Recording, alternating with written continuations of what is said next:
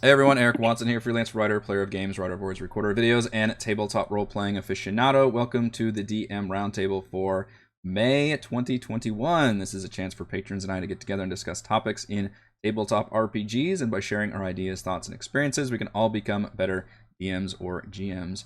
The DM Roundtable discussions are open to all patrons at every level of patreon.com/Rogue Watson. You don't even have to be an active participant. You can just lurk in here to your heart's content, and we are glad to have you. This month's topic, as determined by the Patreon poll, is feats. Once a critical component of character building in previous editions of D&D, feats are actually a variant rule in the 5th edition Player's Handbook. Do we allow feats at our table? Do we have any problematic feats? Or do we use feats in different ways? Joining me for this month's DM Roundtable, we have Sam. Morning. Good, yes, good morning to you. The Fireworks Factory. Greetings. Joe. Hello, everybody. Marcus. Hey, what's going on? And Tiny. Hello. Hello. So, did anybody forget that feats are actually a variant rule in the Player's Handbook? I often forget this. Yep. I sure did. Yeah, as written, you're every 4 levels, you just take your ability score improvement, make your character slightly better, and that's that. I don't know what so feats used to be in 3rd edition, which I didn't play tabletop. I just played a lot of Neverwinter Nights. A huge deal. Like, you built your character around feats. If you wanted to dual wield, you had to take like 3 different kinds of feats. If you wanted to be like a really mobile rogue, you had to take 2 or 3 different feats. It was all feats that you had to take to get all your extra abilities. And then in 5th edition, they kind of baked a lot of that into the characters themselves. But I wonder if they decided, well, people still really like feats, so maybe we should include feats. And then there are some feats that are very, very good. Is it worth the trade-off for not taking the ASI? Sam, what do you feel about feats? I really like feats. We've always used them at our table, and we always I always forget they're a variant rule for that reason. I think that the group that I got started with was quite a few more experienced players that quite often like to play a variant human just so they could start with a feat, as it gave them a bit more chance Right. to sort of like specialize. You can make the character a bit more your own by using feats. Especially if you've played a lot of other characters and concepts already. I forgot that was an entire race's like thing, is which is technically called variant human, and the reason it's called It variant is, human yeah. is because feats are a variant rule. But yeah, that's like the reason you would choose human in most cases is because you want that starting feat, because you've got, which we can get into this later, but that's a big reason why I decided to start this campaign with everybody getting a free feat, because I thought that was such a neat idea, and I was like, well, I don't want to just shouldn't have to play human just to get that feat at level 1, because a lot of those feats, especially the ones they added later, are really cool and do some neat like character defining things. The Fireworks Factory, tell me about your love of feats or hate of feats.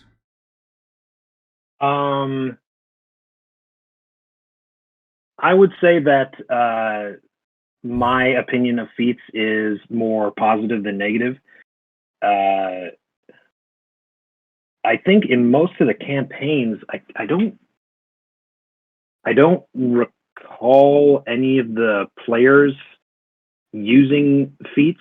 I'm still kind of new to running 5th editions and I guess just RPG tabletop games in general. So my experience with it is pretty limited.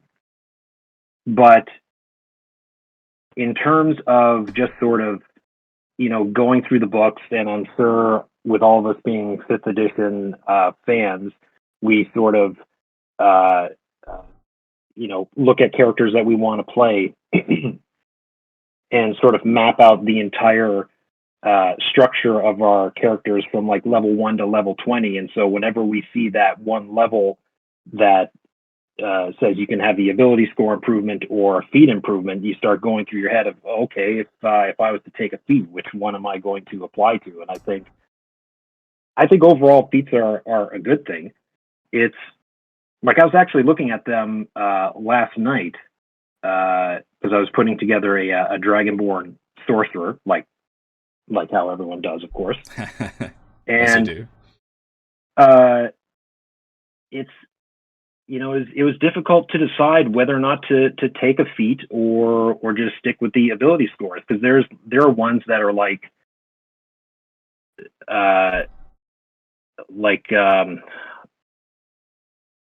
I'm gonna have to go through the book here quickly to find out which one I was thinking about, but ones that there'll be like three aspects of it that are part of the feat, but one of them is something that you would never use, sort of like, always knowing which way is north.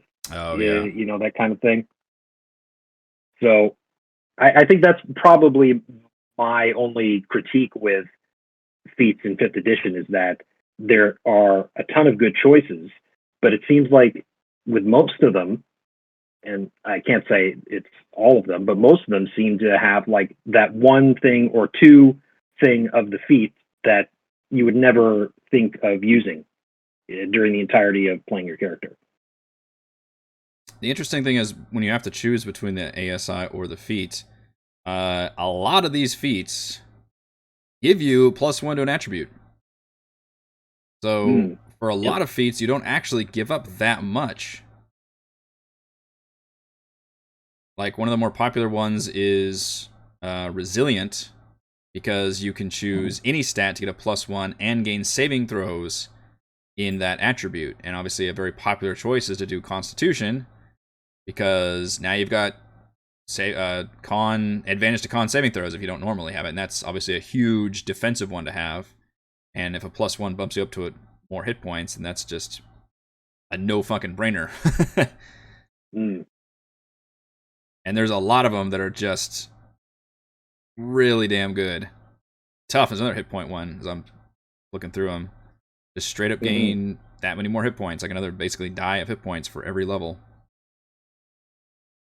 Yeah, I'm playing a Lizardman Ranger in another campaign, and the next level that he's going to get up to, it'll be the level to either choose the ability score or the feat. And actually, one that has caught my attention, the one I've been thinking about, is the Magic Initiate. Yeah, get you like a level 1 spell, I think, right? Yeah. 2 cantrips and a level 1 spell. A couple of the feats are designed to alleviate that multi-classing desire. Like some of the subclasses actually do that too. It's like, if you want to cast spells as a fighter, you mean Eldritch Knight or that kind of thing. But feats especially, and ones like that are an example. Like if you really want to be able to do a thing, but you don't want to necessarily multi-class into like a level of wizard, then you could just take this feat. And that seems to work pretty well. Yeah, Tasha's has one meta magic adept where you can gain 2 sorcery points. Yeah. And I think is there a fighter one that gives you some of the battle maneuvers? Yep, there's one in the player's handbook that gives you maneuvers. There's also in Tasha's, there's Eldritch Adept, which gives you the ability to get an invocation. Yeah. And what's kind of neat about these, what's new in Tasha's, is that you can swap them out. Like Eldritch Adept, you can, whenever you gain a level, you can replace the invocation with another one from the Warlock class. Oh, wow. So you're not stuck with it. That's kind of neat. That is neat. That is new. Yeah, God, there's an Artificer Initiate. Yeah, I haven't honestly looked at Tasha's. Yeah, and Tasha's, there's also Fighting Initiate as well. So, yeah. Interesting. You can kind of dip into another class without actually multi-classing. Pretty cool. It seems like a cool option. I tend to multi-class anyway because I have to be crazy like that. But Joe, how do you feel about using feats in your games? Oh, I enjoy the heck out of them.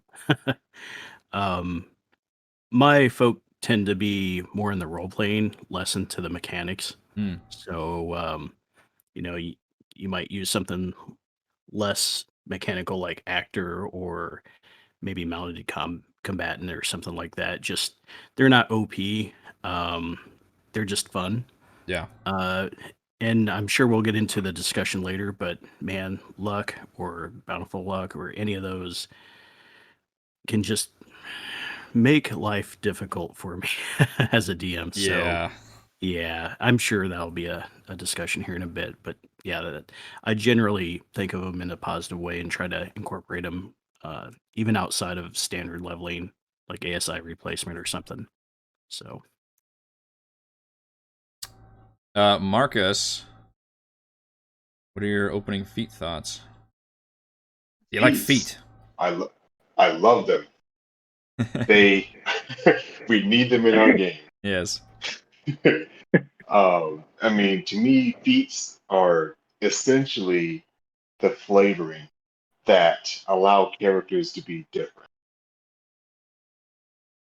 I mean, at the end of the day, it really comes down to how the characters are role played and the classes they have to kind of flavor, hey, my barbarian does this. But mechanically, feats allow for you to play the idea of a character that you have in your head.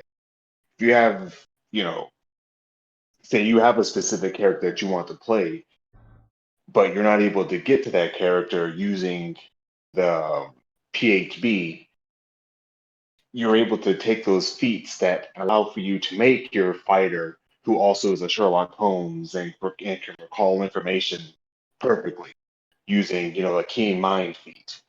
It's like having your base of ice cream and you're getting to put on the sprinkles that you want that allow for you to enjoy your ice cream the way you want for enjoyed. Um, Third edition 3.5 had thousands of feats to let you get exactly the flavor that you wanted. And fifth edition has kind of made it, there's not thousands of feats, but there's enough for you to get pretty close to what you want to play. D&D is all about playing, you can do anything. So, these feats are part of that to allow for you to play what you want to play. So I think they're an integral part of Dungeons and Dragons. Because 5th edition has subclasses. Like that's a big way of specializing your character, obviously, and getting a lot of your power set from. But feats allow you to specialize even further, so that if you are an Eldritch Knight fighter, you could still be an Eldritch Knight fighter who yearns to be an actor or something, and reflect that via these interesting feat powers. Exactly. Because you can RP it in game, but we all know those dice rolls really tell the story. Also, taking a feat can kind of help those dice tell your story a little bit better. Also, one of the bigger choices players have when they level up, because usually, like a lot of video games, you'll level up and you'll like put a point into a skill tree or something. So like every level, you'll have like these big choices about, what do I want to do? Whereas in D&D, you're just unlocking abilities at certain levels. You're not really making a lot of choices when you level up. It's like, I got level spell casting aside, obviously you're picking spells, but you're just gaining those abilities as you level up. Whereas when you gain level 4, level 8, 12, 16, and 20, I think, you can either choose the ability score improvement or the feat. And if you select feat, then suddenly you've got basically all of these options available to you. Which on the one hand, I appreciate that they didn't restrict feats, except for, I guess, the racial feats and Xanathars. On the other hand, that is a huge choice that players can make. And I wonder if maybe they should have divided up feats into classes or something, or if we just appreciate the fact that they are just kind of open to everybody. And I do like that, like, you could be, a ranger or a monk or a fighter and take that magic initiate. I did that with my one-shot monk I played for whatever Chris's Halloween one was, where I played that Kenku monk, and I took that magic initiate so I could take like some kind of death spell or something to go with his death theme. Oh yeah, that was one with Scarlet in it, correct? I think. Yes, it was. Yeah, I forgot why I took all that, but I remember I did take Magic Initiate for that reason, so I could have like one first level spell and some cantrip. I think I took like Toll the Dead. I was a monk with a long death, and that was just a cool example of like I'm just gonna take this feat and just better specialize the character. And it was a lot of that I made the new house rule, which we'll probably end up using going forward, which is now when you make your character, you can just select a free feat regardless of race, and that means nobody technically picks variant human, because the one thing I would not let you do is like really be cheesy about it, like, oh, I'm gonna pick variant human and get 2 feats at level 1. Like, no, fuck off. Like, you can have your free feat, take regular human, you'll be fine. But I was really pleased with how my players went with that. Like, everybody had some really cool feats.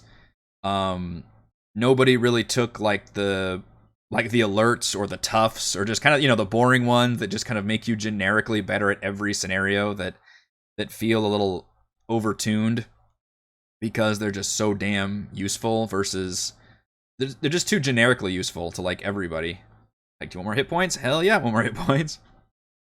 Do you want to be able to never be surprised? Yeah, I want to never be surprised. DMs fucking hate that one.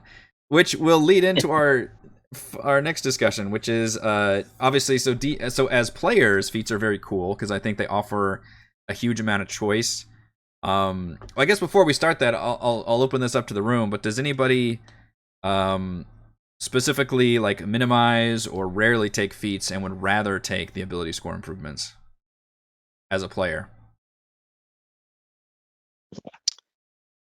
I typically like the flavor of the feat more than an ASI. We all like the flavor of the feat. Yeah, it's all about the flavor with the feats. You know, everybody likes the flavor. I need Jimmy's on my ice cream. Sam, what were you about to say? I was just going to say that I quite often take the ability score improvements, just because if I'm taking a feat, I like there to be a reason, like a roleplay reason behind it.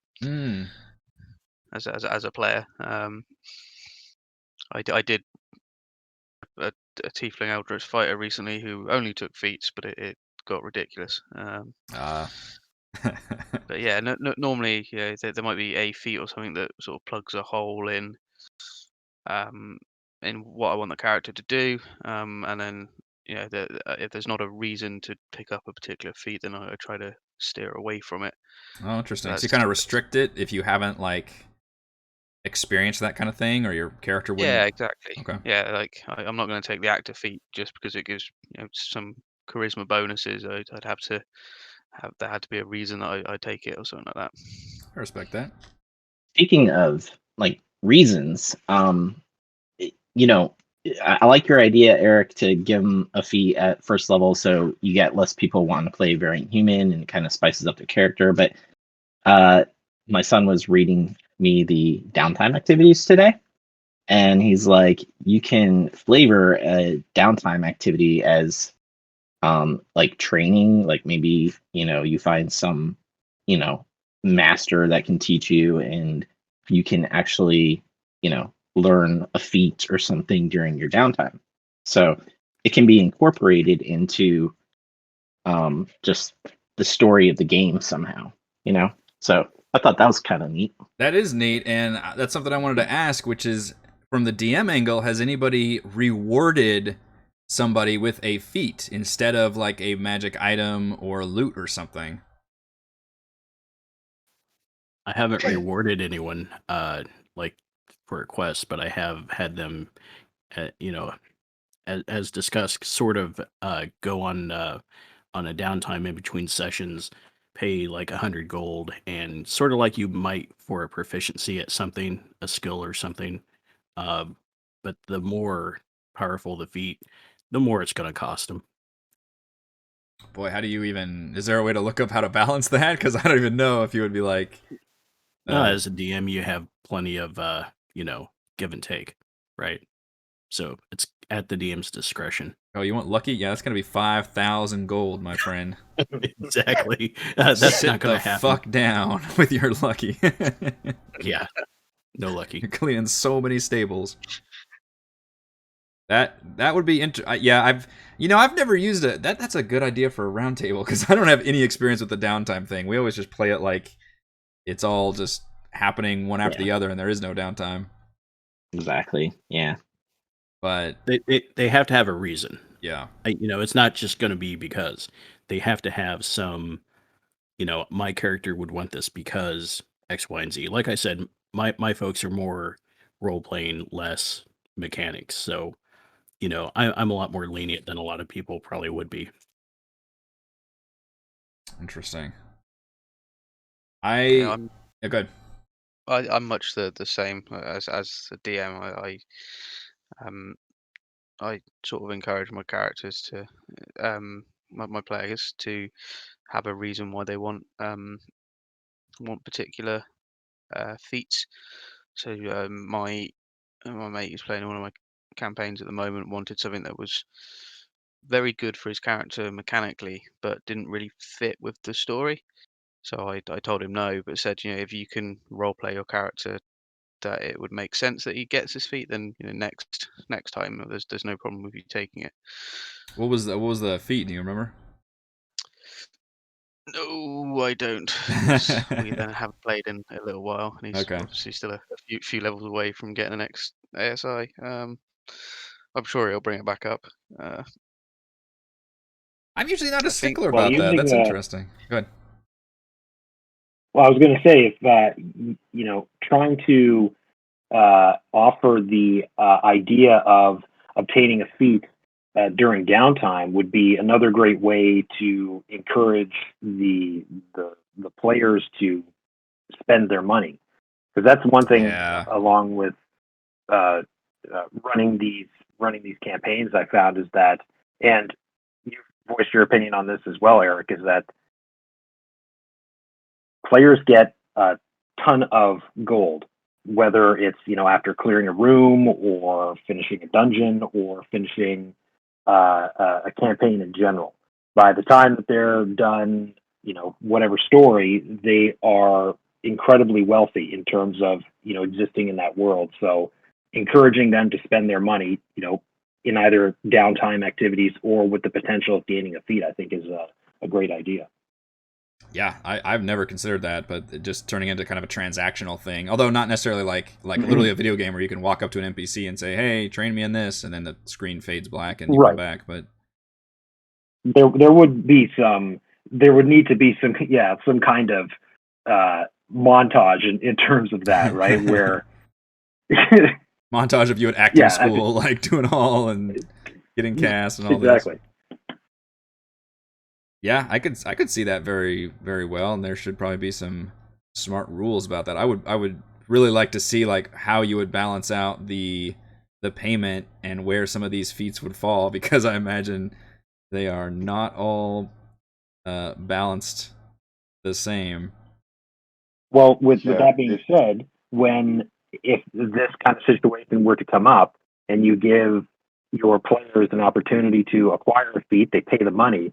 Do you have them roll for it? So would you include the potential for them being unsuccessful in learning the feat, so they have to, gain more wealth to come back for another try to, to gain like the gunner feat, for example? No. If you're gonna charge time and money and a dice roll, no, I don't think that's fair. That's too much. If you want to take off one of those things, then maybe we could talk. If you want to make it just a time and a dice roll, or make it just money and dice, then maybe. But I think having all three of those together would be, depending on what the dice roll. But I don't like the sense of failure if you're gonna pay money, unless it's like a nominal fee, unless it's like 50 gold, and then you get to roll the dice, see if you can learn it. Then it becomes more of a like a lottery thing. Maybe make it like a low chance, but that doesn't seem too fair to me. Feats are good. I mean, it depending on what the feat you want. I would be interested in the idea of if you like complete a quest especially if it's like a player-focused quest. Like everybody's gone on an adventure because of one player's, backstory or whatever. And instead of rewarding that player with a, magic item, then you could reward them with like a specific feat if it had to do with, especially if it had to do with like what they just did. So if like it was like some arcane-based thing, maybe they could learn like, an extra, the meta magic feat or, Warcaster or something. Assuming that player doesn't already have. And the problem is a lot of players are, the word min-max gets thrown around, but let's face it, a lot of us are geeks about optimizing characters. And sometimes we optimize them for role-playing purposes, not necessarily for combat, but and feats are a big part of that, so it'd be tricky to just kind of throw a feat at somebody. But if you gave somebody a free feat, I think that'd be a really cool reward for the end of a substantial quest line. Yeah, absolutely. Yeah, it's actually kind of funny. I saw the poll to say, hey, what do you think this one should be? And I was thinking something about, hey, what are good alternatives for rewards aside from gold? And Yeah, going to brainstorm, I was like, hey, there's all types of stuff you can do, including feats, for rewards for people. And they have boons, right? That's something sorry. you can reward. I think it's from the player's handbook, and it's in the or a DM. it might be, guide. yeah, but that's like level 20 stuff. The boons. Oh, the epic boon. Yeah, yeah, you're there right. are epic You can boons. give them out But early if you want, but Yeah, that's right. Those yeah, are like they big also things. have charms in there too that are like one use things. They have charms that are like, hey, your patron gives you this. So use it sparingly. yeah, it's true. Yeah, I mean, a feat is a big deal because it gives you a permanent ability, that you can draw from. So that should not be thrown around lightly as a reward, certainly, but it could make for an interesting, very specific end of quest chain. Not all feats are created equally. I'm sure we all have feats from we're excited from a player standpoint, but from the DM standpoint, a player comes in and they've got a character and they've got what feat instantly makes your heart drop? Lucky. I do have a Yeah. philosophy on anything that you feel like I don't like it, or as a DM, at the start of a campaign, tell your players, I'm tired of DMing characters that are, a moon druid or a divination wizard or a gloomstalker rogue. And there are certain feats that I'm like, I'm tired of them as well. Yeah. The alert feat, it could be one of them. You can put that on that list. That's the DM nerf topic right there, If it's something right? that you feel, if it's something you feel like just tired of, like if somebody were to pick it and you feel like rolling your eyes as a DM, just be upfront with your players and just exclude those things, because then you don't have to like get into the back and forth of nerfing it and having your player argue with you. That sort of thing. Nerf is the wrong terminology. Nerf is when you take something that's already existing and you tweak it to make it less powerful. But what you're talking about is actually banning it preemptively. Yeah, before it even comes to the table. That's what I do if I get tired of, and it may not even be permanent. It just may be like, give me a break, guys. I mean, I don't, so. I haven't thought about that with classes, but yeah, there are some that divination wizard is annoying with how much just stupidly helpful that is. Lucky, as Joe said, is very problematic, especially because it's such a fun thing for halflings to get. I think halflings get the 1 luck point, and it's like per long rest or something, which still feels very powerful and feels very halflingish. And then all of a sudden, halflings just get reroll 1s. Yes, but there's a feat that lets you do it 3 times per long rest, and anybody can take it. Isn't lucky just re-roll anything? You get 3 straight re-rolls, so it's even better than the halflings version. That's true. That's true. I'm looking at it right now, and it says attack roll, ability check, or saving throw, which is fucking basically, everything. you just give yourself advantage Yes. on a roll. Yeah. It's crazy. You know what they So, almost to could your have done point- here is done the Warlock Invocation thing and added level prerequisites to feats. If they had I made like it that. so Lucky had like a level 13 requirement or something, then I think all of us would have a lot less problem with it. Because obviously those early levels where a lot of D&D's being played, Lucky is a huge fucking power imbalance. See, I'm going to throw a spanner in the works, and I Okay. don't mind lucky. I am quite happy for my players to take it, but it's because we use inspiration as an optional rule. So my players have normally got the option of giving themselves advantage on something anyway. But Lucky gives you 3 of them every single long rest. So he never has to do anything to get it. He or she never has to do anything to earn inspiration because you always honestly, got I'm with Sam on that one. Actually. it. All right. Because at the end of the day, D&D is, I mean, you're there to tell a story, and that lucky point could be the thing between a character dying and that being the end, or it being something that you can spin in the story that just makes it all the better. Yeah. Maybe it's just me as a DM wants to see the player succeed while throwing increasingly harder things at them. But I feel like that lucky. It's like I'm like, oh, you just crit fail. Oh, you're dead. Oh, you're lucky. The gods have spoken. You have been saved. Savor this moment. It's just another excuse for an excellent story moment in my book. So I'm all for it too. It's such a weird. Including the time they turn a natural one into another natural one with lucky. Oh yeah, there's you know that you're too. winning. The gods have That'd be spoken. pretty glorious. Like, oh yeah, real lucky. But that's an example where it's not like Actor, where the player is like, where you can say like, oh well, your player doesn't really, or your character doesn't really care about acting, so show me if you're acting and you're interested in that, then role play that, and then you could maybe take that feat. Lucky is just my character's lucky. What the fuck? Like everybody can be lucky. I will say, lucky is not actually the feat I have the biggest problem. I think we've only had it once in our entire campaign, and it wasn't even ever abused or anything. Like it wasn't really that big of a deal, honestly. The one that I can think of that is constantly a fuck up is I gotta make sure my wife's not listening because I'm talking loudly. Is alert. Yeah. Yeah. Because surprise is a big deal in D&D. Action economy, combat wise, action economy is everything.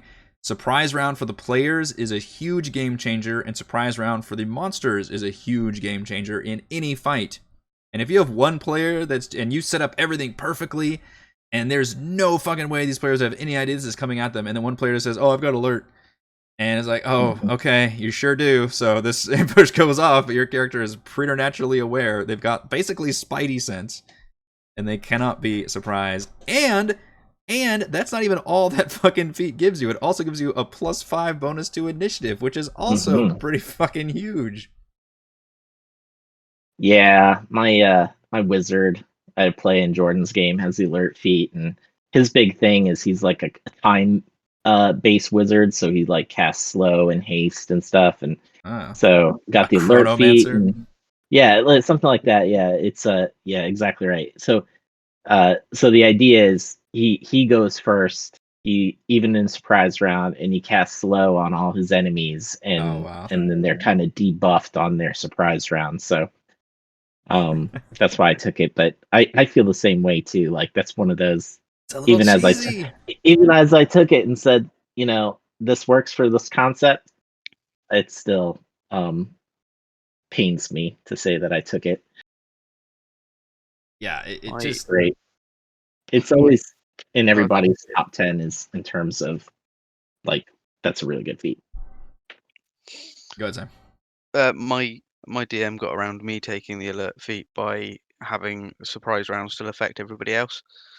Yeah. If monsters come running out the woodwork, even though I know they're there, I'm not going to have time to organize everybody else. So while I might get to act out, everybody else still gets for sure. And I think that's how we still play it. So it's not a zero sum surprise round. It's just, and the surprise which I'm probably using the wrong terminology there, but you'll know what I'm talking about. If there's a surprise of that initial round, then the ones who are surprised don't get to go that round, which means if it's the entire rest of the party, then yes, technically it's just the monsters and then that one player. So yeah, in terms of the balance level, it probably doesn't shift things that much, but it is just goofy and annoying. It's just one of those things where the players is like, I've got alert, can't be surprised.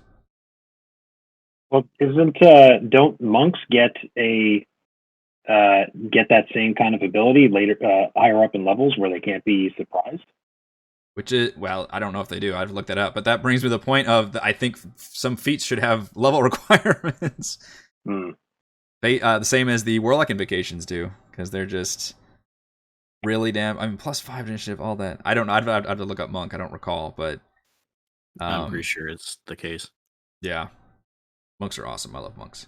I will say also, as somebody who abused this feat as a player in our previous campaign, I think Sharpshooter is bullshit. And I can say that because I used that feat. Yeah, I'm all up for all feats, but the Sharpshooter is one of those ones that only because ranged fighting in D&D is very, very strong because there's no downsides. Yeah. Giving a feat where you take a -5 penalty to +10 damage, and there are a plethora of ways to mitigate that -5 with archery, fighting style, or +1 weapon, or whatever. Just being like level 7 or something. Yeah, it just goes from a -5 to, hey, maybe it's a -2 or a -3. But I like it. I'm all for it, but that is the iffy one. That's the iffy one. That is the number one that I would nerf, because to me it's not even in the spirit of D&D, because the fact that it gives you a +10 damage, why would it not be a dice roll? The easiest way to fix this feat is to say everything that it does, it gives you, which that's the other thing, it doesn't even do just that. It also, you don't have disadvantage on long range attacks, which is huge when that comes up, and you ignore cover, which is the other big limit. The only few limitations to range is you ignore cover with Sharpshooter. You can take a -5, and I would change it where you have to roll a 1d10 or 1d8 or whatever it balances out to.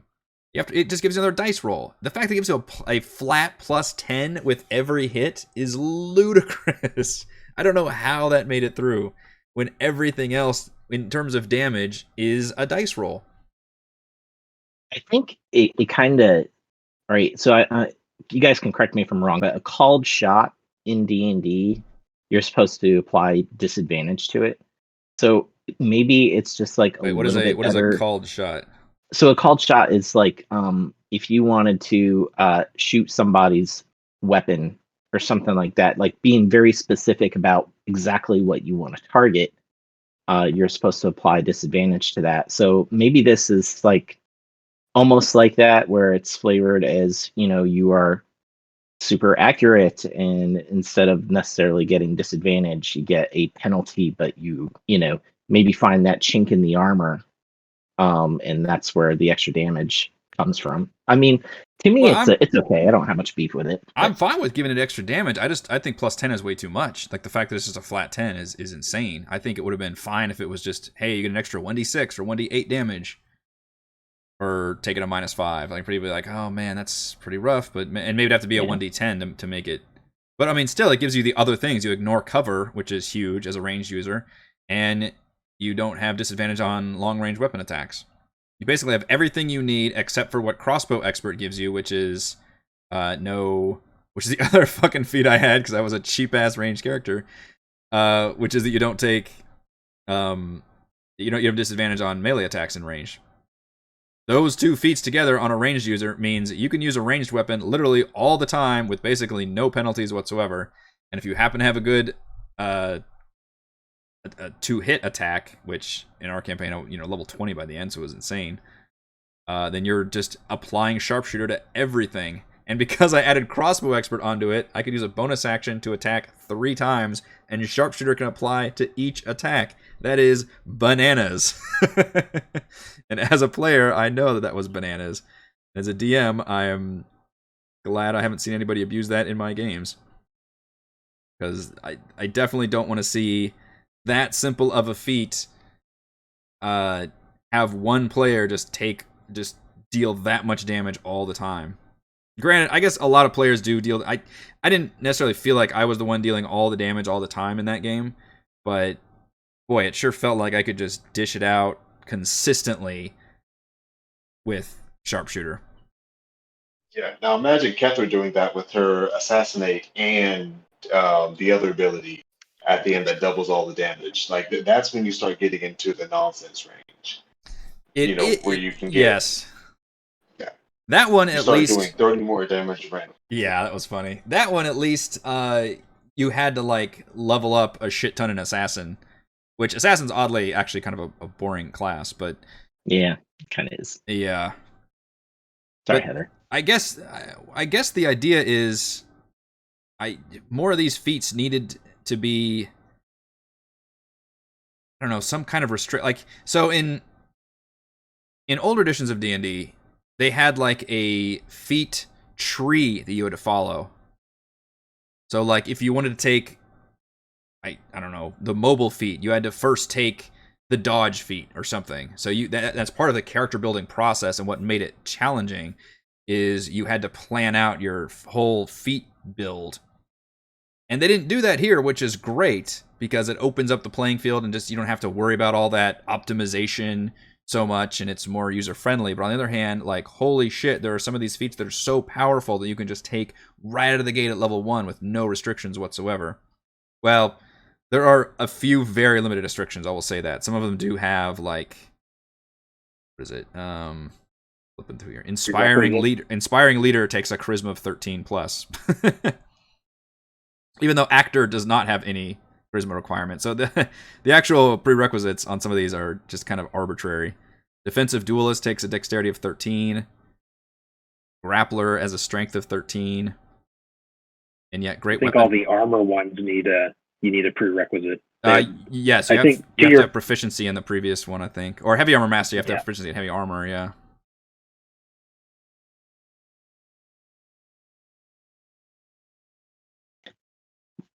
Yeah, they're definitely not all created equal, for sure. I mean, there's just some that are really awful. I mean, like, I wish in real life I had a keen mind, that I always could remember things.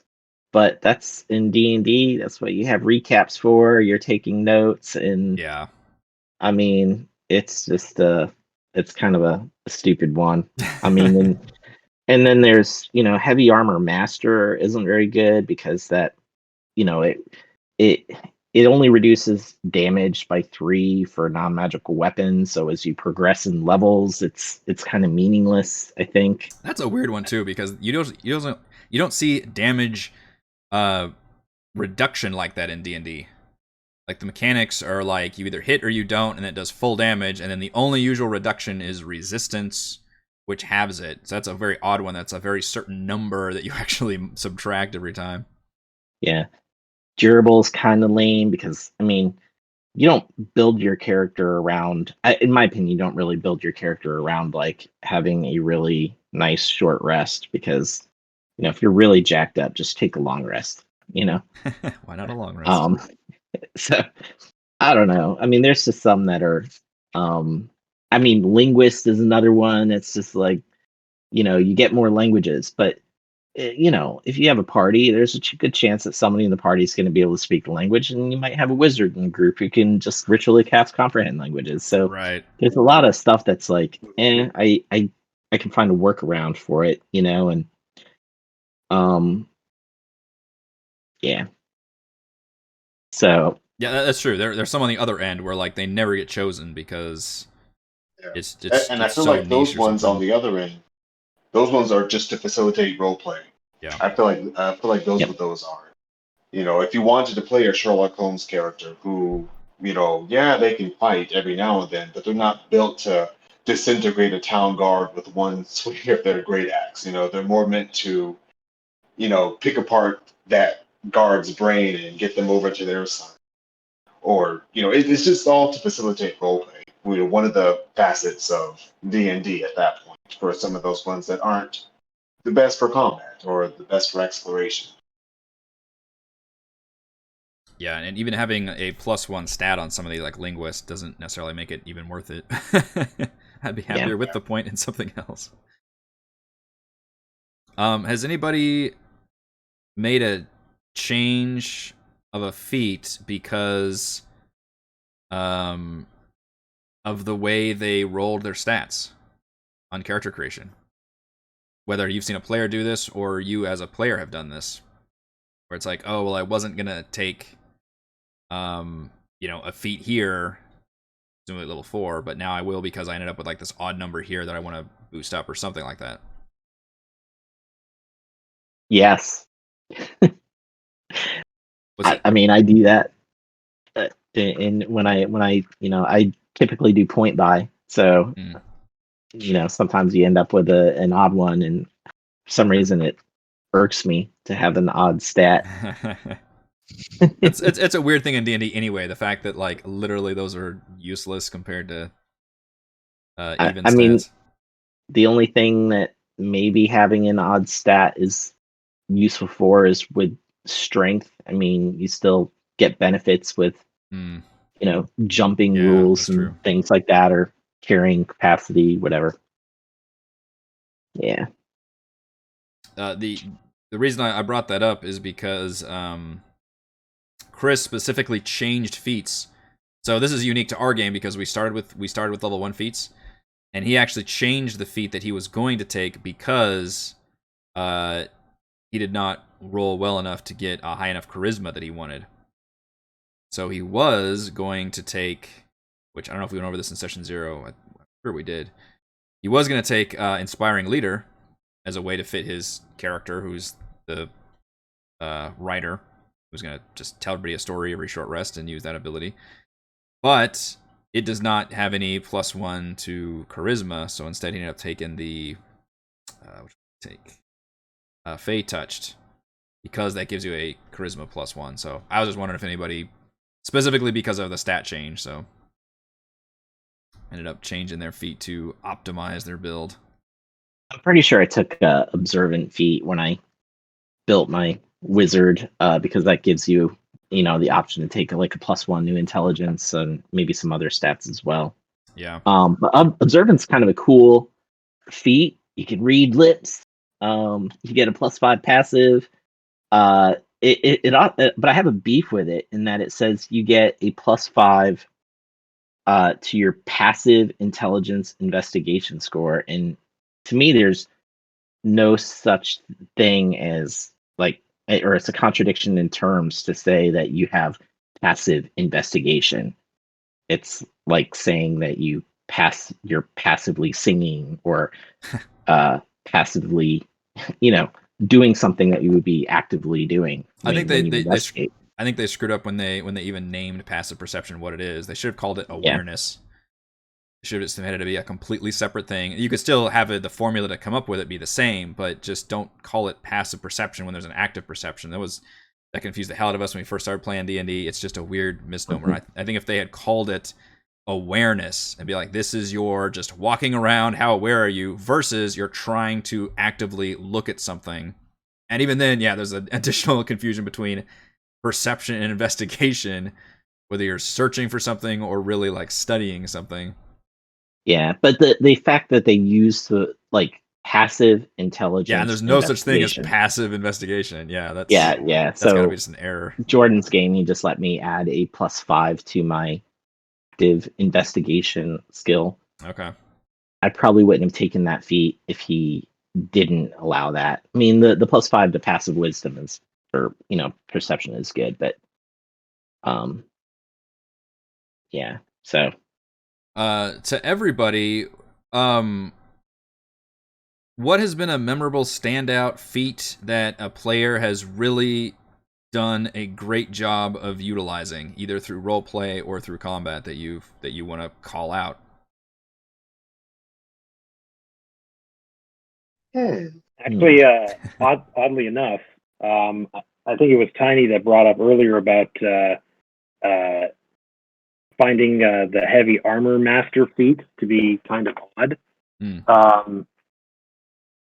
The campaign that I'm running right now, the guy who's playing the tank has taken the heavy armor master and has used that quite extensively whenever we've gotten into combat. So I would say that's the one that I've noticed the most in terms of running campaigns so far. I think at lower levels it's fine. I think once you get in higher levels, when the damage being dealt is very high and it only works for non-magical attacks, and sometimes you get to higher levels and a lot of attacks are magical. It's or they might be using magic weapons, that sort of thing. So it kind of gets it just doesn't stack very well at higher levels. At lower levels, I think it's great. Yeah, that's a good point. I never even considered that, but the group that I'm running right now, they're all, I think, level 5. So this still has some positive uses for reducing damage, I find. Yeah, I don't think I've seen that in our games. Or did Tim take that at one point as Warforged? Remember? Yeah, he took it at the very end. The very end. Okay. Yeah, that's right. And actually, it came in handy because as a cleric, he became non-magical attacks. Were resistant to he was resistant to them. So if it was non-magical, he took half damage. Heavy armor master, he took 3 less damage from that. And then with his anti-magic build, he was like, okay, everything that hits me is non-magical. Come at me. So yeah, he took it at the very end. Okay. But I would have to say actor. Honestly, it's one that came out of the PHB. It was during an Adventures League game from ages ago. But again, the guy just role-played it so well, to the point where it's almost like you forget that you're having to roll dice or need to roll persuasion checks when the person who is role-playing this character, before they took the feat, they were, a certain way, but then with this feat, they were able to role-play to their utmost extent using that feat. And it was kind of okay, this is how you use the actor feat. You're actually good at impressions. You're good at talking people's voices. This allows for you as a person to show your skills as a person as your character. That really stuck out to me after all these years. Yeah, actor combined with like a changeling would be a pretty sick combination. Yeah. For me, one that I had that I really enjoyed was the Bountiful Luck, which is a racial feat for halfling. I made up a halfling bard / divination wizard, and his name was Buku Good Luck. And his whole thing was for the bard, the bardic inspiration, giving people like D8s and stuff, and then with Bountiful Luck, he would, if somebody rolled a nat 1, it would be like, no, you get to re-roll that. And it's about like, I think I tracked it. It was about every other round, essentially, that somebody would roll a nat 1 and got to re-roll it. Because I'm like, oh, Bountiful Luck, just giving away luck. Everybody loves to be able to re-roll nat 1s. Yeah. And then with the Divination Wizard too, you're using important dice as well. So it was an interesting build and a lot of fun, and the feat was cool. And that's a better balance than Lucky, because you're having players interact with each other and support each other, and it takes a reaction for you to do it. So automatically that feels like I'm looking at Bountiful Luck right now. That feels like just a better balanced version of the Lucky feat. Yeah, I think so too. I mean, 3 luck points in a day is, a lot.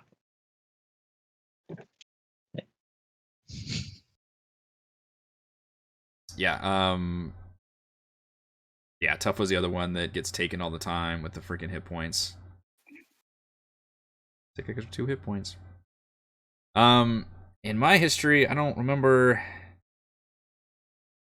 I think a lot of times we just took kind of the obvious feats that would go with our character builds. or we just all take tough or alert, like the main good ones. I did have fun with both of my big campaign characters using feats to optimize that character in combat. So my insane paladin warlock melee user had the polearm mastery, I think, which is where you get to like attack people as they come into your range. Yeah. Oh yeah, that's a good one. Yeah. And use a bonus action to like hit it with the button. Yeah, that's got a lot of cool shit in there. People like to combine that one with the Sentinel feat too. Polearm Master and Sentinel. I've heard of that. I don't think I did that one. Oh yeah, because when opportunity attack, creatures become 0. Yeah. I remember really liking Polearm Master. That was fun, and I use it like all the time. And that whole character was just all about using a glaive or a quarterstaff or something big. So that was a lot. Yeah, I remember your first attack you'd always miss with a chasm, but then you'd follow up with the butt of it, and that's when you would actually crack people's skulls with the butt of the glaive. Yeah, it was a running joke. I remember. Yeah, that was fun. And then obviously with Kaelin, the dual crossbow wielder. That combination of crossbow expert and sharpshooter was just disgusting. Like, it was so effective that it seems like both those feats needed some kind of tweaking, or at least some kind of level requirements. That would be, at least make the players work for those feats somewhat. I'm glad that they decoupled feats from being this convoluted web of requirements. I am. Like, feats are a lot better now, and you could just straight up not have feats. They are a variant rule. Obviously, we're all using feats, and I would be very curious if anybody bans feats completely, because I do think they're fun in general, but there is some severe balancing issues in here that I think could have been solved by, and the easiest way to solve it would be just throw some level prerequisites in there. Just make it so like, hey, here are the tier 1 feats, here are the tier 2 feats, here are the tier 3 feats, and make it like, by the time you get up to those high levels, balance starts getting a little wonky anyway, so you can just let the players just go nuts and take whatever. All right, how about we give our closing thoughts on feats? We're going to start in reverse order this time. Let's go with Tiny. Okay. I would say at the start of a campaign, just X out any ones that you're tired of. I tend to give out feats at when everybody has reached a certain level, even if they multi-class, because if you multi-class, you might not get your ASI till later after everybody else. And then some classes have ASIs like not every 4 levels; it's like every other level. Yeah. So I feel like either give them a feat right away at first level, which I think is a great idea. So not everybody's playing a variant human, but otherwise we tend to play shorter or like most campaigns go up to like 10th level. So I think just giving people a feat maybe at 4th is kind of a nice little gift and helps them flesh out their characters more. So that's it for me. All right, Marcus. I like it. Nice and simple. I mean, if they don't fit your campaign, talk with your players, but they are an integral part of 5th edition. All right, Joe, feats. Well, first off, I'm going to steal from Tiny. I'm totally going to try giving them at the beginning and maybe like level 7 or 8 or something. I like that concept of kind of giving it to all players kind of at the same time. Besides that, I mean, like I said before, it's a necessary spice for the folks I play with. So I'm going to continue to use them and trust that no one's going to abuse me. I mean, abuse them.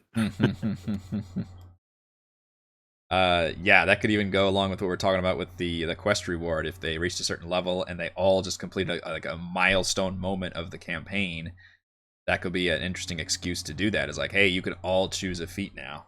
Like, oh shit. Yeah, I'm already thinking like they're in the catacombs and that everything lights up and they're infused with power and they get to choose whatever. Oh man, I can't wait to do it. Fireworks Factory. Talk to me about Feats.